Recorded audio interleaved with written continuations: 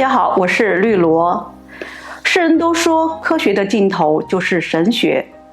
在中国古代有这样3本书呢，被称作奇书，也被称作妖书。那这3本书呢，被封建统治者列为禁书，虽然屡屡被禁但是因其有不同的礼法和神奇呢，在民间还是被秘密的流传着。那这3本书呢，即便是放在科技如此发达的现代也无不刷新着我们认知上的三观。那究竟是哪3本书呢？这第一本书就是被誉为方术之王的《奇门遁甲》。在很多古籍当中呢，有记载，当年蚩尤作乱，皇帝呢多次攻打不下，后来9天玄女就送来了一卷轴给轩辕皇帝，以助其呢灭掉蚩尤。这本书呢就记载着奇门遁甲。后来经过后人们不断的学习和整理呢，奇门遁甲慢慢成为了古代皇帝们禁止百姓们研读的帝王之书。那很多人呢一听奇门遁甲就觉得这是一门用来卜算的术数，但是其实呢，它所蕴藏的不止于此，它还通过运算出万事万物的运行规律呢，从中抽离出宇宙的道理。于是呢，那些真正的参透奇门遁甲的人呢，不光可以卜算出天机，更能运用到天文、人文、天象、社会，乃至于呢军事政治所有的领域。所以说这门术数呢，被掌权者牢牢地掌控在自己的手里，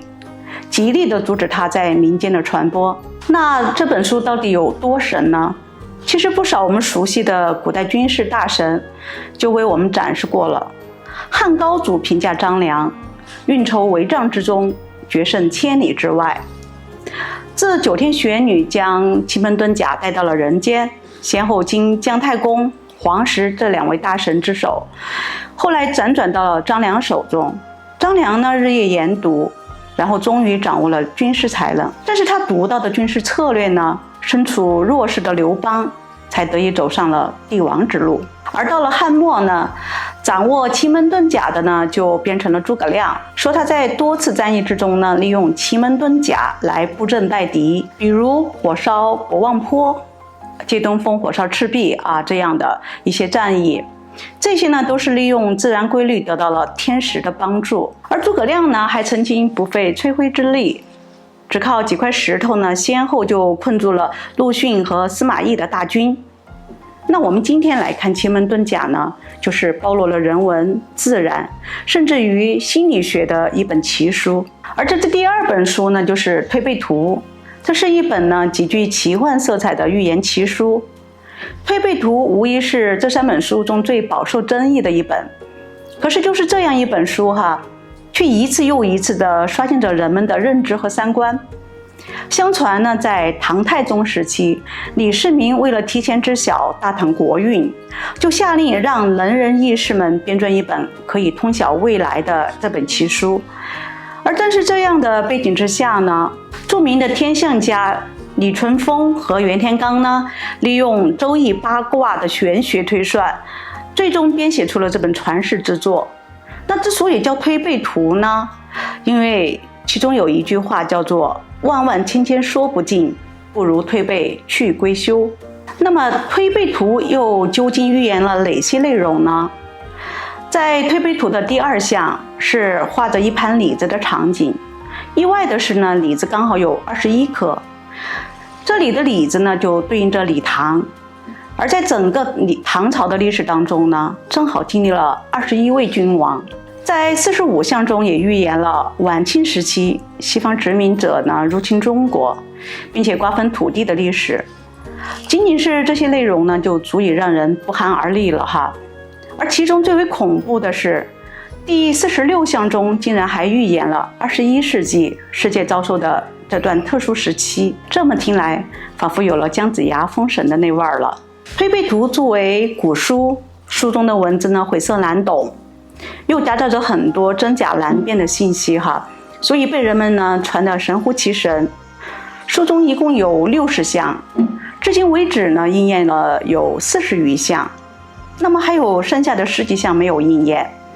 其中呢就包括有将来的人们不分国界、不分肤色，其其乐融融的景象。之所以推背图呢只写到60项就戛然而止，是因为编纂者想要尊重世界的发展规律，多推算无益，所以这才停止了推测。那最后一本就是《鲁班书》，这是一本关于土木建筑类的奇书，同时呢也被称为邪书。鲁班书呢据传为土木工匠的鼻祖，圣人鲁班所著。鲁班之所以被称作为土木工匠的鼻祖呢，那他必定身怀绝技，在《事物干珠》《物源》和《古史考》等不少古籍当中呢均有记载。木工使用的不少工具和器械呢都是他创造的，比如曲尺也叫鲁班尺，还有墨斗、刨子、钻子和锯子，这些呢都出自于鲁班之手。这些劳动工具的出现呢，使当时工匠们从繁重的劳动中得以解放出来，劳动效率得到了成倍的提高。那土木工艺呢也得到了很大的提升。而诗人讲鲁班书不仅仅讲建筑木工的宝典，它还涉及了大量的阴阳术法，还有巫蛊内容，甚至呢还有影响气运和害人的术法。而鲁班书呢还有缺一门的称号，就是说你学了这本书，你就会鳏寡孤独，还会断子绝孙。我们知道古代建筑学确实是深度涉及了风水学，所以这本书中涉及的这些内容呢很容易被大家理解。因为那个时候人们普遍很迷信，我们呢都相信家宅的布局还有建筑会影响一个人的福祸，影响全家的气运走势。其实现代风水学依旧很盛行，比如前段时间呢赌王何鸿燊去世，有关他们家祖宅和祖坟的报道呢非常的多，所以我们说这阴阳玄学呢早就渗透到建筑业，其实是非常的合理的。我们知道在古代呢工匠的地位是非常低下的，或许说他们就需要一点点小小的玄妙的手段呢，让他们在这个行业保持一定的神秘感，从而能够在世界立足，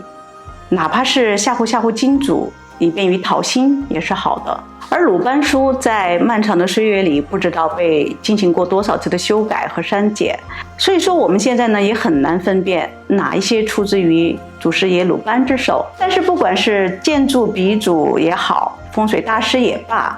鲁班这个符号呢其实就是代表着技术或者手艺。不论是在古代还是在工业化高度发达的现在呢，手艺人这个词象征着精益求精。那种专注于自己的世界的工匠呢，应该被大家学习和传承下去。以上呢这3本书之所以被大家称作为妖书，很大一部分原因呢是被统治阶级和使用的人妖魔化了。在现在看来，很多内容其实是可以运用科学的知识来解释的，但是呢因为那个时候的人们呢对于自然科学的认知不够，所以才有了妖书的说法。其实这些书只要运用得法，依然是非常有价值的好书，你觉得呢？